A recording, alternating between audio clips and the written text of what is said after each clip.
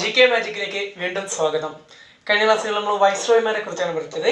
7 വൈസ്രോയിമാരെ കുറിച്ച് നമ്മൾ എടുത്തു. ഇന്ന് 8ാമത്തെ വൈസ്രോയാണ് ഡഫറിൻ പ്രഭു. വളരെ ഫേമസ് വ്യക്തിത്വമാണ്. അദ്ദേഹത്തെ കുറിച്ച് കുറച്ച് കാര്യങ്ങൾ നമുക്ക് പഠിക്കാം.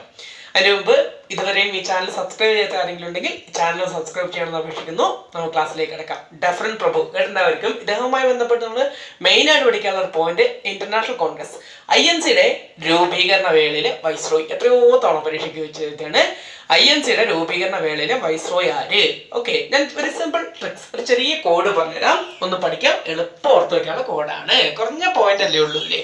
എന്നാ വെച്ചിട്ടുണ്ടെങ്കിൽ മൈക്രോസ്കോപ്പുമായി ബർമയിൽ പോയ കോൺഗ്രസുകാരൻ ഡഫറിൻ PSC എഴുതുന്നു എന്നൊന്ന് ഓർത്താൽ മതി. ഇതൊരു സിമ്പിൾ ട്രിക്സ് ആണ്, ഒരു കോഡാണ്, വേറൊരു അർത്ഥമില്ല. മൈക്രോസ്കോപ്പുമായി ബർമയിൽ പോയ കോൺഗ്രസുകാരൻ ഡഫറിൻ PSC എഴുതുന്നു. മനസ്സിലായോ? മൈക്രോസ്കോപ്പുമായി ബർമയിൽ പോയ കോൺഗ്രസുകാരൻ ഡഫറിൻ PSC എഴുതുന്നു. കിട്ടിയില്ലേ? മൈക്രോസ്കോപ്പുമായി ബർമയിൽ പോയ കോൺഗ്രസുകാരൻ ഡഫറിൻ PSC എഴുതുന്നു. മൈക്രോസ്കോപ്പ് എന്താണെന്നറിയോ? ഞാൻ പറഞ്ഞില്ലേ, കോൺഗ്രസിന്റെ രൂപീകരണ വേളയിലെ വൈസ്രോയി. INCയെ മൈക്രോസ്കോപ്പിക് മൈനോരിറ്റി എന്നാണ് വിശേഷിപ്പിച്ചത്. കോൺഗ്രസിന്റെ രൂപീകരണത്തിന് ആശീർവാദങ്ങളെല്ലാം അനുവദിച്ച് നൽകിയ വ്യക്തിയാണ് ആര്? ഡഫറിൻ. കോൺഗ്രസിനെ മൈക്രോസ്കോപ്പിക് മൈനോരിറ്റി എന്താ വിളിച്ചത്? മൈക്രോസ്കോപ്പിക് മൈനോരിറ്റി എന്ന് വിശേഷിപ്പിച്ചു. INC രൂപീകരിച്ച വർഷം ഒന്ന് ഓർത്തു വയ്ക്കുന്നതാണ് 1885. ഡിസംബർ മാസത്തിലെ 28 മുംബൈയിലെ ഗോകുൽദാസ് തേജ്പാൽ സംസ്കൃത കോളേജിന്റെ മൈതാനത്ത് 72 അംഗങ്ങളെയും വെച്ച് അലൻ ഒക്ടാവിയോ ഹ്യൂം എന്ന AO ഹ്യൂം ആണ് INC തുടങ്ങിയത്. ഓർത്തു വെക്കേണ്ട പോയിന്റ് ആണ്. 1885 ഡിസംബർ മാസത്തിലെ 28 മുംബൈയിലെ ഗോകുൽദാസ് തേജ്പാൽ സംസ്കൃത കോളേജിന്റെ മൈതാനത്ത് വെച്ച് 72 അംഗങ്ങളെയും വെച്ച് അലൻ ഒക്ടാവിയോ ഹ്യൂം എന്ന AO ഹ്യൂം തുടങ്ങിയ സംഘടനയാണ് ഇന്ത്യൻ നാഷണൽ കോൺഗ്രസ്. ആ സമയത്ത് ഇവിടുത്തെ വൈസ്രോയി ആണ് ഡഫറിൻ. മൈക്രോസ്കോപ്പിക് മൈനോരിറ്റി എന്ന INC വിളിച്ച ഡഫറിൻ. മൂന്നാം ആംഗ്ലോ ബർമീസ് യുദ്ധ സമയത്തെ വൈസ്രോയി. എന്താണ്? മൂന്നാം ആംഗ്ലോ ബർമീസ് യുദ്ധ സമയത്തെ വൈസ്രോയി. പിന്നെ എന്താ വെച്ചിട്ടുണ്ടെങ്കില് നമ്മൾ കഴിഞ്ഞ ക്ലാസ്സിൽ പറഞ്ഞു, ഇപ്പം സിവിൽ സർവീസ് എഴുതാനുള്ള പ്രായപരിധി 21 19 ലിട്ടൺ, 19 21 റിപ്പൺ. അങ്ങനെ സിവിൽ സർവീസിനെ ഉരുട്ടി മറിച്ചുകൊണ്ട് നിൽക്കുകയാണ്. കുറെ പേര് അങ്ങോട്ടും ഇങ്ങോട്ടും വലിയ മാറ്റങ്ങൾ വരുത്തിക്കൊണ്ടിരിക്കുകയാണ്. ശാശ്വതമായ പരിഹാരം ഇതിന് വേണം. സിവിൽ സർവീസിനെ കുറിച്ച് പഠിക്കാൻ വേണ്ടി ഡഫറിൻ പ്രഭു ഒരു കമ്മീഷൻ നിയമിച്ചു. ആ കമ്മീഷന്റെ പേരാണ് എച്ചിസൺ കമ്മീഷൻ. എന്താ കമ്മീഷന്റെ പേര്? എച്ചിസൺ കമ്മീഷൻ. ഓർത്തു വയ്ക്കുക, സിവിൽ സർവീസുമായി ബന്ധപ്പെട്ട് ഡഫറിൻ പ്രഭു നിയമിച്ച കമ്മീഷന്റെ പേരാണ് എച്ചിസൺ കമ്മീഷൻ. മറക്കരുത്, എച്ചിസൺ കമ്മീഷൻ. ഞാൻ പറഞ്ഞു കോൺഗ്രസിന്റെ രൂപീകരണ വേളയിലെ വൈസ്രോയി ഡഫറിൻ അല്ലെ. PSC എന്താ? Public service commission. ഇന്ത്യയിൽ പബ്ലിക് സർവീസ് കമ്മീഷന് തുടക്കം കുറിച്ച വൈസ്രോയി ആരാന്ന് ചോദിക്കും? ഡഫറിൻ. പബ്ലിക് സർവീസ് കമ്മീഷൻ ഇന്ത്യയിൽ തുടങ്ങിയ വൈസ്രോയി ആരാ? ഡഫറിൻ. അപ്പൊ ഇത്രയും പോയിന്റേ ഉള്ളൂ. മൈക്രോസ്കോപ്പിക് മൈനോരിറ്റി എന്ന് INCയെ വിശേഷിപ്പിച്ചു. മൂന്നാം ആംഗ്ലോ ബർമീസ് യുദ്ധ സമയത്തെ വൈസ്രോയി. സിവിൽ സർവീസുമായി ബന്ധപ്പെട്ട് എച്ചിസൺ കമ്മീഷനെ നിയമിച്ചു. കോൺഗ്രസിന്റെ രൂപീകരണ വേളയിലെ വൈസ്രോയി. പബ്ലിക് സർവീസ് കമ്മീഷൻ തുടങ്ങിയ വൈസ്രോയി.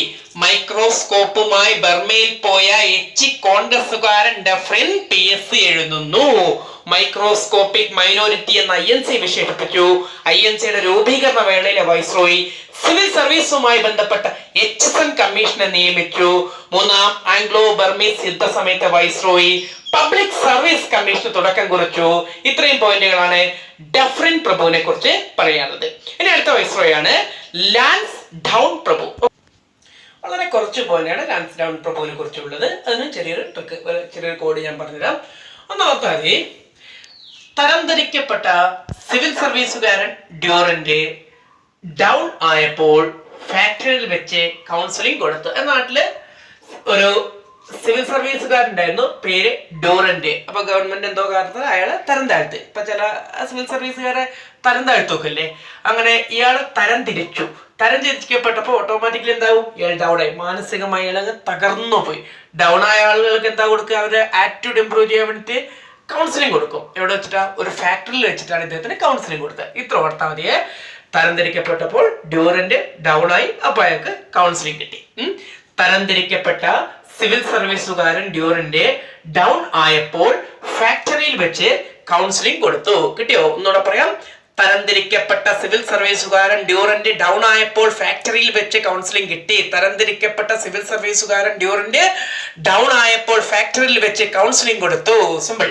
തരംതിരിക്കപ്പെട്ട സിവിൽ സർവീസുകാരൻ ഒറ്റൊരു പോയിന്റ് ആണ്, ഓർത്താ മതി. ഇപ്പം സിവിൽ സർവീസുമായി ബന്ധപ്പെട്ട 2-3 പോയിന്റുകൾ ഞാൻ പറഞ്ഞു. ഇതാ, സിവിൽ സർവീസിനെ ഇദ്ദേഹം 3ആയി തരംതിരിച്ചു. Imperial, provision, subordinate. അങ്ങനെ 3ആയി തരംതിരിച്ച വൈസ്രോയ് ആണ് ലാൻസ്ഡൗൺ പ്രഭു. ഒന്ന് ഓർത്ത് വെക്കാം. സിവിൽ സർവീസിനെ ഇമ്പീരിയൽ, പ്രൊവിഷൻ, സബോർഡിനേറ്റ്. എന്തൊക്കെയാ? Imperial, provision, subordinate. അങ്ങനെ 3ആയി തരംതിരിച്ച വൈസ്രോയുടെ പേരാണ് ലാൻസ്ഡൗൺ. ഡ്യൂറന്റ് ഇന്ത്യയും അഫ്ഗാനിസ്ഥാനും തമ്മിലുള്ള അതിർത്തി നിർണ്ണയിക്കാൻ വേണ്ടി ഡ്യൂറന്റ് കമ്മീഷനെ 1893 നിയമിച്ചു. എന്താ കമ്മീഷനാണ്? ഡ്യൂറന്റ്. ഇന്തോ അഫ്ഗാനിസ്ഥാൻ അതിർത്തിയുടെ പേരാണ് ഡ്യൂറന്റ് ലൈൻ. ഓർക്കണം, ഇന്തോ പാക് അതിർത്തിയാണ് റാഡ്ക്ലിഫ് ലൈൻ. ഇന്തോ ചൈനയാണ് മക്മോഹൻ ലൈൻ. ഇന്തോ ശ്രീലങ്കയാണ് പാക് കടലിടുക്ക്. ഇന്ത്യയുടെ പ്രധാന അതിർത്തികളാണ്. ഇന്ത്യയും പാകിസ്ഥാനും റാഡ്ക്ലിഫ് ലൈൻ, ഇന്ത്യയും അഫ്ഗാനിസ്ഥാനും ഡ്യൂറന്റ് ലൈൻ, ഇന്ത്യയും ശ്രീലങ്കയും പാക് കടലിടുക്ക്, ചൈനയുമായിട്ട് മക്മോഹൻ ലൈൻ. ഒരുപാട് തവണ പരീക്ഷയ്ക്ക് വെച്ച് എഴുതി കേട്ടോ അത്. അപ്പോൾ ഡ്യൂറന്റ് കമ്മീഷനെ നിയമിച്ച വൈസ്രോയ് ആരാണ്? ലാൻസ്ഡൗൺ പ്രഭു. വർഷം ഏതാണ്? 1893. അനേകം സ്പെഷ്യാലിറ്റി ഉണ്ട്. മഹാത്മാഗാന്ധി ആദ്യമായി ദക്ഷിണാഫ്രിക്കയിലേക്ക് പോയ വർഷമാണ് 1893. ആനി ബസന്റ് ഇന്ത്യയിലേക്ക് വന്ന വർഷമാണിത്. സ്വാമി വിവേകാനന്ദൻ ചിക്കാഗോയിൽ സർവമത സമ്മേളനം നടത്താൻ പോയ വർഷമാണ് 1893. അയ്യങ്കാളി വില്ലുവണ്ടി മാർച്ച് നടത്തിയ വർഷമാണ് 1893. ഓർത്തു വെക്കാം. 1893 പ്രത്യേകതകൾ: വിവേകാനന്ദൻ ചിക്കാഗോയിൽ പോയി, ഗാന്ധിജി ദക്ഷിണാഫ്രിക്കയിൽ പോയി, ആനി ബസന്റ് ഇന്ത്യയിൽ വന്നു, അയ്യങ്കാളി വില്ലുവണ്ടി മാർച്ച് നടത്തി. എന്തൊക്കെയാ? വിവേകാനന്ദൻ ചിക്കാഗോ, ഗാന്ധിജി ദക്ഷിണാഫ്രിക്ക, Annie Besant India, Ayyankali Villuvandi march. വർഷം 1893. ഡ്യൂറന്റ് ലൈൻ, ഡ്യൂറന്റ് കമ്മീഷനെ നിയമിച്ചു. ഡൗൺ, അദ്ദേഹത്തിന്റെ പേരാണ് ലാൻസ്ഡൗൺ. ഓർക്കാനാണ് ഡൗൺ ആയി എന്ന് പറഞ്ഞത്. ലാൻസ്ഡൗൺ. ഫാക്ടറി 1891 രണ്ടാം ഫാക്ടറി ആക്ട്. നേരത്തെ ഞാൻ കഴിഞ്ഞ ക്ലാസ് പറഞ്ഞു 1881 ഫാക്ടറി ആക്ട് കൊണ്ടുവന്നത് റിപ്പൺ പ്രഭു. ഇത് 1891 രണ്ടാം ഫാക്ടറി ആക്ട് കൊണ്ടുവന്നാരാ? ലാൻസ്ഡൗൺ പ്രഭു. പിന്നെ council of India act 1892. Council of India act 1892 രണ്ട് പ്രധാനപ്പെട്ട നിയമങ്ങൾ കൊണ്ടുവന്നത്.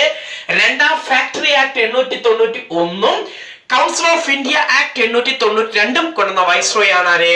ലാൻസ്ഡൗൺ പ്രഭു. തരംതിരിക്കപ്പെട്ട സിവിൽ സർവീസുകാരൻ ഡ്യൂറന്റ് ഡൗൺ ആയപ്പോൾ ഫാക്ടറിയിൽ വെച്ച് കൗൺസിലിംഗ് കൊടുത്തു. കിട്ടിയില്ലേ? തരംതിരിക്കപ്പെട്ട സിവിൽ സർവീസുകാരൻ ഡ്യൂറന്റ് ഡൗൺ ആയപ്പോൾ ഫാക്ടറിയിൽ വെച്ച് കൗൺസിലിംഗ് കൊടുത്തു.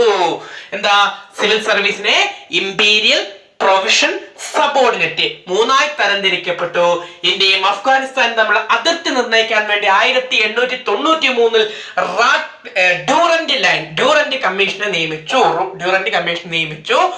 Factory act 1891 council of India act 1892 കൊണ്ടുവന്ന വൈസ്രോയ് ആണ് ആര്?